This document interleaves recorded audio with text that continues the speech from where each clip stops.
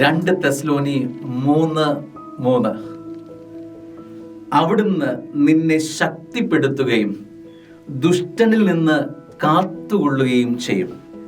അവിടുന്ന് നിന്നെ ശക്തിപ്പെടുത്തും, അവിടുന്ന് നിന്നെ ദുഷ്ടനിൽ നിന്ന് കാത്തു സൂക്ഷിക്കും.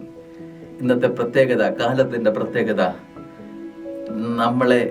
നമ്മളെ ആക്രമിക്കാൻ ഇരിക്കുന്ന വിഷയങ്ങൾ അത്രമാത്രം കൗശലപൂർവമാണ് നമ്മുടെ മുമ്പിലേക്ക് എത്തുക.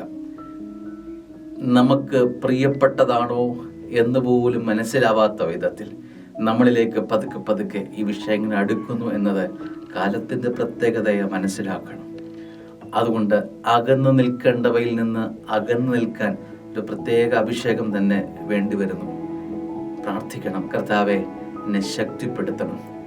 ഒരുപക്ഷെ നമ്മൾ വളരെ പതുക്കെയാണ് നമ്മുടെ കാലിൻ്റെ അടിയിൽ നിന്ന് തിര കൊണ്ടുവന്ന് നമ്മുടെ കാലിൻ്റെ അടിയിൽ നിന്ന് മണ്ണ് ചോർന്നു പോകുന്നത് പോലെ നമ്മുടെ നിലനിൽപ്പിനെ തന്നെ ഒന്ന് കുലുക്കുന്ന അനുഭവങ്ങളൊക്കെ ജീവിതത്തിൽ വന്നു പോയേക്കാം.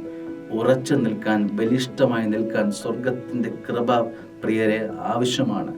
അത്രമാത്രം കൗശലപൂർവമാണ് ദുഷ്ടൻ നമ്മുടെ ജീവിതത്തിലേക്ക് പതുക്കെ ചേക്കേറിക്കൊണ്ടിരിക്കുന്നത്. ശക്തിപ്പെട്ടാൽ, ആഴപ്പെട്ടാൽ, തമ്പുരാനോട് ചേർന്ന് നിന്നാൽ അവന് നമ്മളിലേക്ക് അടുക്കാനോ നമ്മുടെ ജീവിതത്തിന്റെ ഭാഗമാകാനോ അവന് പറ്റില്ല. അകറ്റി നിർത്താൻ, ദുഷ്ടനെ അകറ്റി നിർത്താനുള്ള എളുപ്പ വഴി എന്താണ്?